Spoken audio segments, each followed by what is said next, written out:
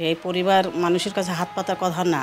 যখন বাথরুমে গোসল করি তখন কান্না করি, আমার সন্তানের কাছে বিষয়ে আমি কান্না করি না। অনেক খারাপ লাগে। 1.5 বছর ব্যবধানের দুটি ছবি দেখে কে বলবে ছবির মালিক একজনই। ভাগ্যের নির্মম পরিহাসে সদা হাস্যোজ্জ্বল সেই মুখ আজ বিবর্ণ, কষ্টের ছাপ যে মুখে স্পষ্ট, তবু ব্যথাতুর কণ্ঠে তার সুস্থ হওয়ার আকুতি। অনেক খারাপ লাগে।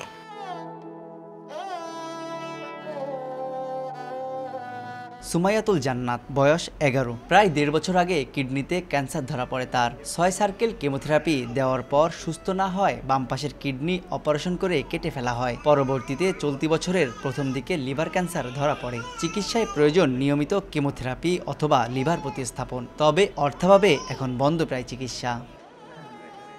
যখন বাথরুমে গোসল করি তখন কান্না করি, আমার সন্তানের কাছে বিষয়ে আমি কান্না করি না। আমার বাচ্চাটা এখন সব বুঝতে পারে, তার মন খারাপ হয়ে যায়। সে যখন অনেক অসুস্থ হয়ে যায় তখন বলে, মা আমি বাঁচতে চাই, আমাকে বাঁচাও। আমি কি করে আমার সন্তানকে বাঁচাবো, সবাই আমাকে একটু সহযোগিতা করেন। প্রথমে ওর কিডনি ক্যান্সার ছিল, কিডনি ক্যান্সার থেকে এখন বর্তমানে লিভার ক্যান্সার।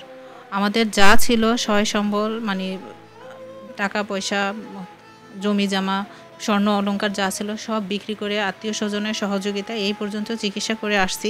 ছোট মেয়ে এবং 3 বছর বয়স, ওর জন্ম থেকে তো হৃদরোগ, এবং বড় মেয়ে সুমাইয়াতুল জান্নাতে প্রায় 17-18 মাস চিকিৎসায় আমার প্রায় 25 লক্ষ টাকা প্লাস খরচ হয়েছে। ডাক্তারদের ভাষ্য যতদিন বেঁচে থাকবে তারা কেমোথেরাপি দিতে হবে।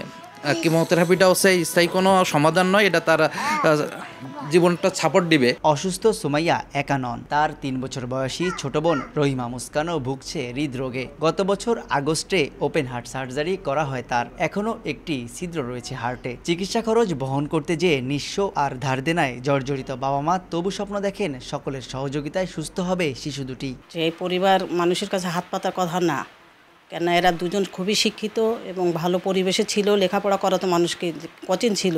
আজকে এরা যে দরজায় এসে দাঁড়াইছে, এদের আর কোনো কুল নেই, আর হাত পাতারও কোনো জায়গা নেই। আর কত দিবে মানুষ?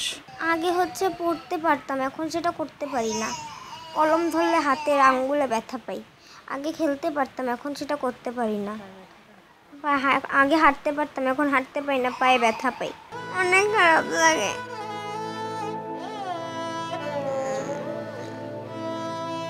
করতে চাই আর পড়াশোনা করতে চাই। অবুজ মুস্কান কথা বলতে না পারলেও সুমাইয়াতুল জান্নাতের স্বপ্ন 16 মাস আগে ড্রয়ারের ভাজে ভাজে সাজিয়ে রাখা পোশাক আবারও পরবে সে, তুলে রাখা বই নিয়ে বসবে পড়ার টেবিলে। তানজিম আহমেদ, সময় সংবাদ, খুলনা।